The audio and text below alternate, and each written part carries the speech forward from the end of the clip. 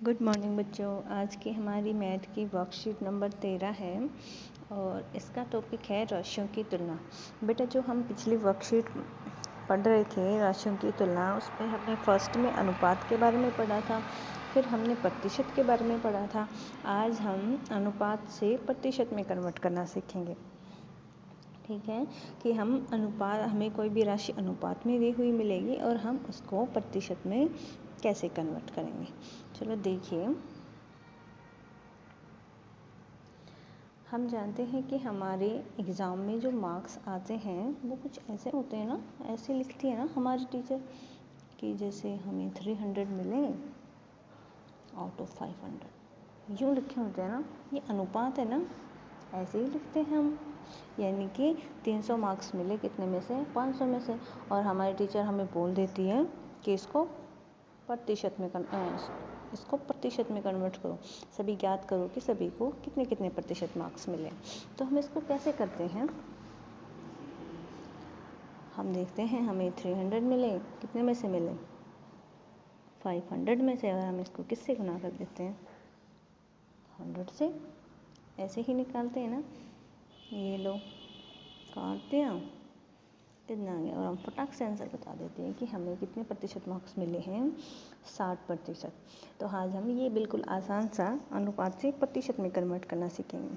First देखिए क्या कह रहा है। 15 मिठाइयों को मोनू तथा सोनू में इस प्रकार बांटा कि मोनू को 3 मिठाई व सोनू को 12 मिठाई मिली। उन्हें कुल मिठाई का कितने प्रतिशत भाग मिला।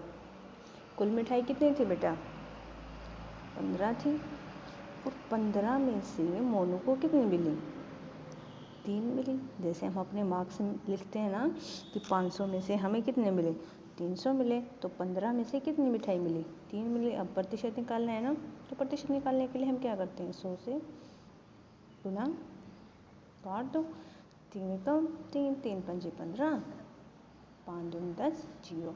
तो कितने प्रतिशत मिठाई मिली बेटा, 20%। ऐसे ही हम सोनू के निकाल लेंगे कि सोनू को कितनी प्रतिशत मिठाई मिली। सोनू को कितनी मिठाई मिली, 12, कितने में से, 15 में से। ये हमारा अनुपात आ गया। अनुपात से जब हम प्रतिशत में करते हैं कन्वर्ट, तो किससे गुना करते हैं, 100 से। तो इसको काट देंगे, तो ये हमारा आ जाएगा कितना, 80%। ठीक है। अभी नेक्स्ट देखो उदाहरण। किसी देश में पिछले 10 वर्षों में अशिक्षितों की संख्या 150 लाख से घटकर 100 लाख रह गई। पहले अशिक्षित कितने थे, 150 लाख, अब कितने रह गए, 100 लाख। पहले 150 थे, अब 100 रह गए। कितने घट गए बेटा, 50 लाख। तो घटने का प्रतिशत कितना रहा, तो हमें ये बताना है कि कितने प्रतिशत जनसंख्या, अशिक्षितों की संख्या घट गई। तो देखो हमने देखा कि पहले कितनी थी, 150 लाख थी, फिर कितनी रह गई, 100 लाख रह गई। कितनी कम हो गई, 50 लाख। कितनी कम हो गई, 50 लाख। तो हमें पता है 50 लाख घट गई। कितनी थी पहले, 150।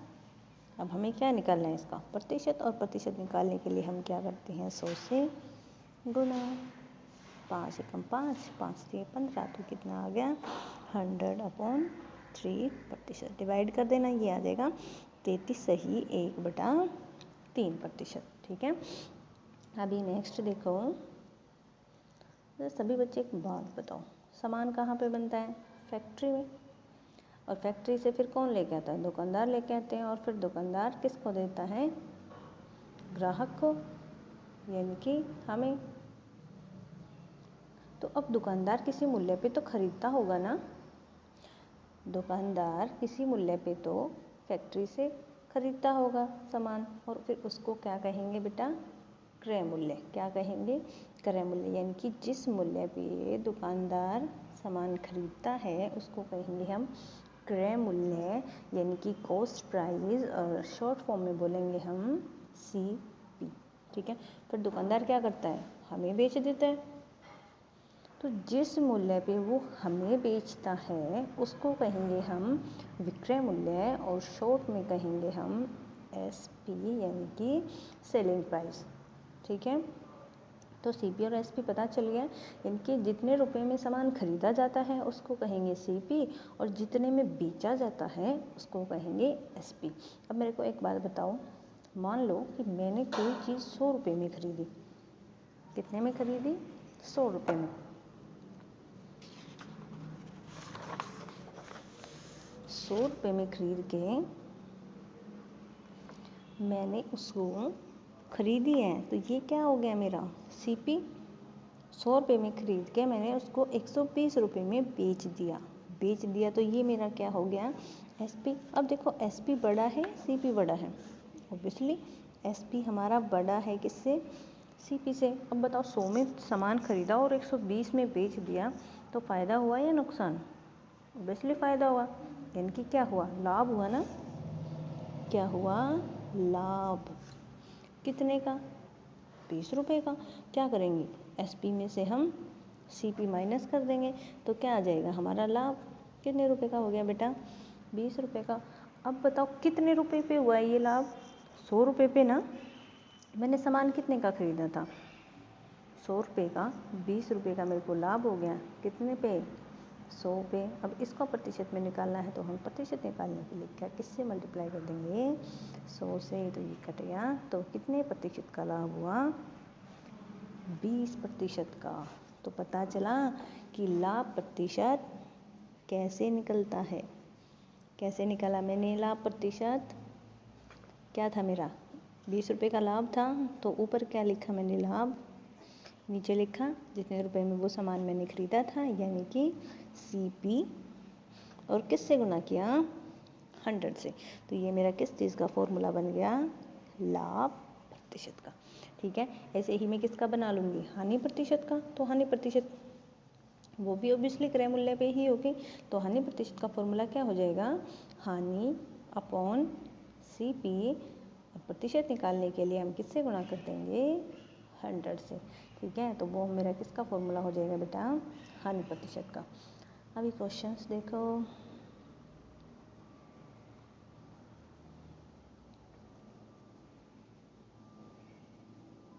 लाभ या हानि प्रतिशत में फर्स्ट क्वेश्चन क्या कह रहा है? एक वस्तु 50 रुपये में क्रय की गई, यानी कि 50 रुपये में खरीदी गई। 12% हानि पर विक्रय की गई। कितने प्रतिशत हानि पर बेच दी? 12% पर। तो उसका विक्रय क्या याद करना है? विक्रय मूल्य। तो देखो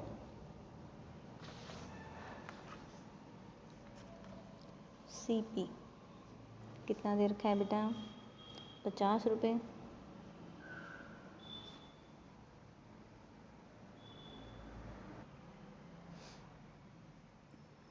CP कितना दे रखा है बेटा?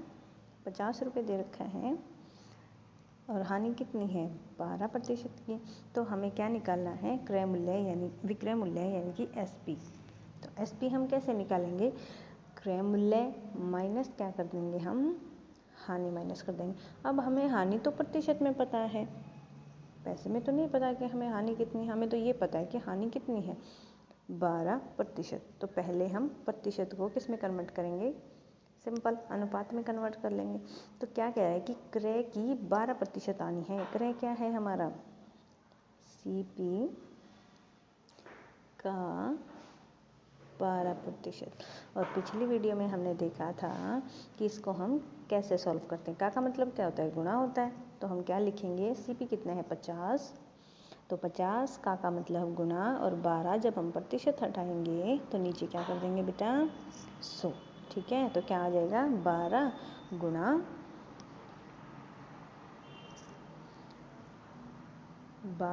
50, और नीचे क्या आ जाएगा? 100। इसको काट देंगे तो कितना आ गया?